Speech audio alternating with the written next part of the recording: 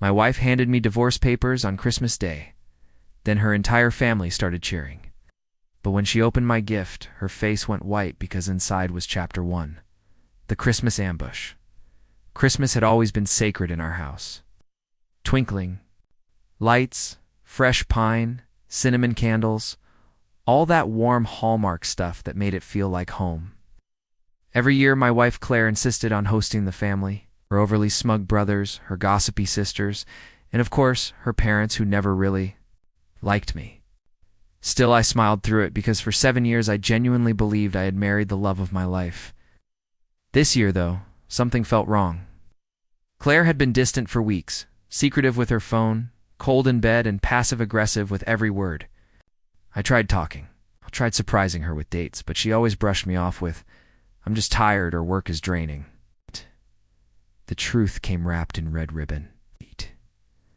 We were sitting around the tree, her entire family buzzing with energy. I handed out gifts, thoughtful ones I'd picked over months, and received the usual socks and awkward sweaters in return. Then Claire stood up, cleared her throat dramatically, and handed me a single envelope. Everyone leaned forward like they were watching a reality TV finale. "Merry Christmas, Brad," she said, with a too-sweet smile. I opened it. Divorce papers. I stared, silent. More. For a moment, I thought maybe it was a prank. Then came the laughter. Her sister whistled. Her mom actually high-fived Claire. "Took you long enough, sweetie," her dad said. They had all planned this. They thought I'd break down, beg her not to go, that I'd fall apart like some sitcom loser whose wife found herself. But instead, I smiled because I already knew. I had known for weeks, known about the affair, known that she'd been trashing me to her family to make herself the victim, known that she planned to humiliate me on the one day she thought I'd be too emotionally cornered to fight back. But I'd come prepared. "Thanks," I said quietly, folding the papers and setting them aside. "I've got something for you too." I reached behind the tree and pulled out a small velvet box, the kind that usually holds something beautiful. Her smirk returned. "You think a little necklace is going to fix?" She stopped when she opened the box. Her face drained of color, because inside was a tiny, sleek flash drive and taped beneath it a printed photo. Claire half naked in a motel room straddling her coworker. Chapter 2. The Drive That Destroyed Everything. For a moment, the room froze. Claire held the box like it was radioactive. Her fingers trembled as she pulled out the flash drive and stared at the photo underneath. A crisp 4K still from a hidden camera. One glance told her everything. It was her in the Motel 6 near the office with Jeremy, her work husband, hands all over each other, not even trying to be subtle. What is this?" she stammered. I leaned forward, calmly, sipping my eggnog. "Your real Christmas gift." Brother Matt snorted. "Nice Photoshop, man." So I smiled wider. "Why don't we plug it in?" I walked over to the TV and slotted the flash drive into the media port. Claire lunged up from the couch, blurting, "Don't." But it was too late. The screen flickered to life. There they were, Claire and Jeremy, in motion, kissing, undressing, laughing about how clueless I was. Claire's voice rang out clearly. "He's like a golden retriever, loyal and dumb. He'll cry when I leave, and I'll still get half the house." Family stared, mouths open.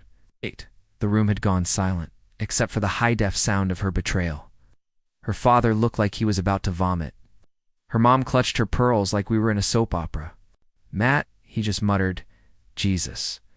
Claire flew toward the TV, yanking the flash drive out, but the damage was done. The room had already seen enough.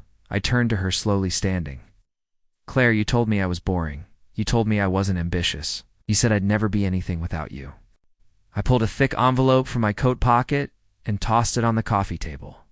"That's the signed contract. I just sold the tech startup you never believed in for $3.4 million. All in my name, thanks to the prenup you insisted was just a formality." Claire's knees buckled as she sat back down. Her eyes were glassy, her mouth working silently. Her father broke the silence. "Claire, is this true?" She didn't answer, but her sister did. "Holy shesh," she whispered. "You got played." I walked toward the front door, grabbing my coat. "Oh," I added, pausing. Don't worry about splitting the house. I've already filed for divorce, citing adultery. You won't be getting it. Then I turned to her family. Merry Christmas. And I walked out, leaving Claire in a room full of judgmental eyes. Her fake victory turned to ashes. Chapter 3. No one came to save her. It only took 24 hours for the fallout. To begin, by the time I'd checked into a quiet hotel just outside the city, Claire had already blown up. My phone with 37 missed calls and a series of frantic texts that swung wildly between rage and panic. You embarrassed me. We can fix this. Please don't do this. People are calling me. I didn't reply, but others did in ways she never expected. The office affair that went viral. Remember Jeremy, her oh-ho slick affair partner? Yeah.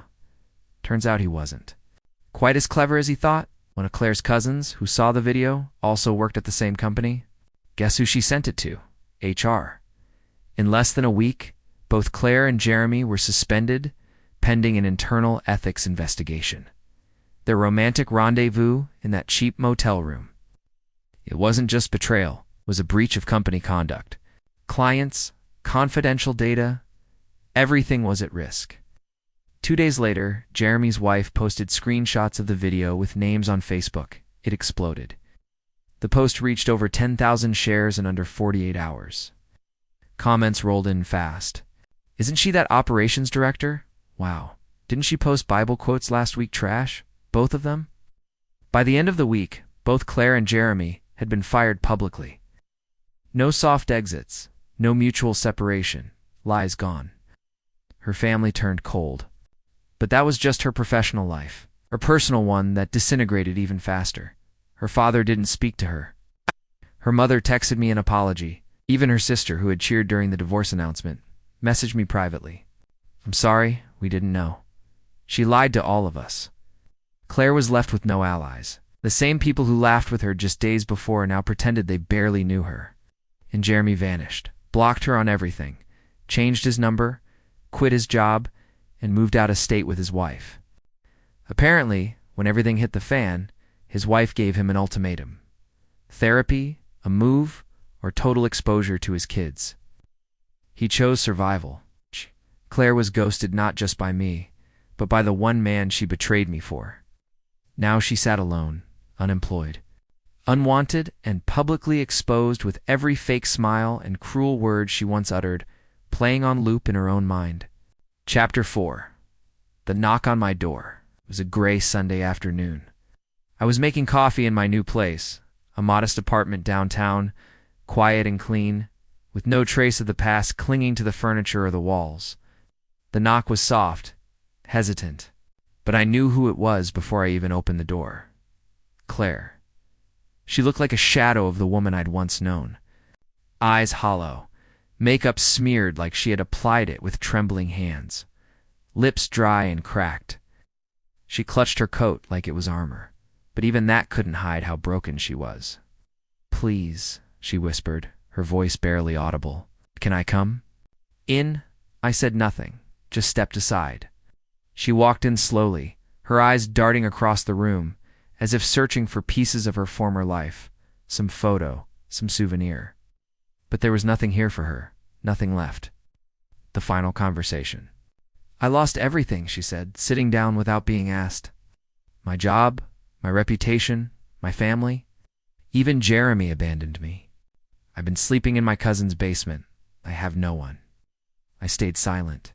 She looked up at me, desperate eyes red-rimmed. I know I made a mistake, the worst mistake of my life. I swear I didn't mean to hurt you like this. You didn't just hurt me, I finally said. You humiliated me, lied to me, used me. Tears welled up in her eyes. I deserve everything that's happened. I know that now. But please, I need help. I just need a chance to start over. There it was. The real reason she had come. Not for love, not for regret. She came because she needed a lifeline. She thought I would be that lifeline. But I wasn't the same man she had left, the man who once bent over backwards for her smile. That man died the moment she handed me divorce papers and laughed with her family like it was a party. I looked her in the eyes and said calmly, I hope you do start over. I hope you rebuild something from all this. but you'll be doing it without me." She blinked. "What do you mean?" I walked to the door and opened it. "Forgave you a long time ago," I said. "But forgiveness doesn't mean I forget what you are. It doesn't mean you get to stay in my life." She stared, stunned. I didn't raise my voice. I didn't curse. I didn't gloat. I just gave her the one thing she truly feared: indifference. She stood up, broken, and walked out, and I closed the door. It's time for good. Epilogue. Real revenge. The real revenge wasn't destroying her. It was becoming untouchable. It was building a new life without her, a life she could never step into again. She lost everything trying to chase what she thought was better. But I found peace by walking away, head held high, while her world collapsed. In silence. If this story moved you, subscribe for more real, jaw-dropping pro-revenge stories.